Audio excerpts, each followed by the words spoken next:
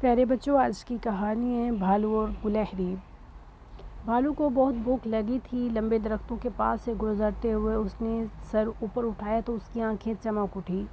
وہاں شہد کا بڑا سا چھتا موجود تھا۔ بھالو درخت کے گرد گھومنے لگا کہ کس طرح اوپر چڑھے۔ درخت بہت لمبا تھا۔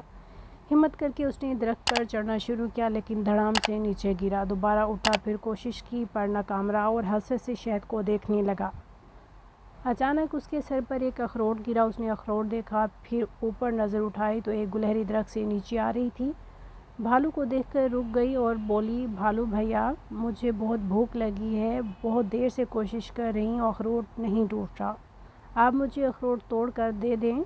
بھالو چڑ کر بولا، مجھے بھی بھوک لگی ہے، اتنی دیر سے کوشش کر رہا ہوں، شہد تک نہیں پہنچ پا رہا، تو مجھے شہد لا دو، میں تمہیں اخروٹ توڑ کے دے دوں گا۔ گلہری بولی، بھالو بھائی، میں آپ کو کیسے شہد لا کر دوں، میرے چھوٹے چھوٹے ہاتھوں میں درخت سے نیچے لانے تک بہہ جائے گا۔ بھالو نے کہا، ہاں تم ٹھیک کہتی ہو، میری نہ صحیح تمہاری بھوک مٹ جائے۔ پھر اس نے اخروٹ توڑ کر دیا۔ گلہری جلدی جلدی اخروٹ کھانے لگی۔ جیسے ہی اخروٹ ختم ہوا، اس نے بھالو سے کہا، ایک منٹ آپ یہاں رکیے۔ وہ تیزی سے اوپر گئی اور اخروٹ کے خالی خول میں شہد بھر بھر کے لانے لگی۔ بھالو مزے سے شہد کھاتا رہا۔ جب خوب سیر ہو گیا تو اس نے گلہری کا شکریہ ادا کیا۔ گلہری نے کہا، اگر آپ میری مدد کرنے میں پہل نہ کرتے تو مجھے بھی آپ کی مدد کرنے کا خیال نہ آتا۔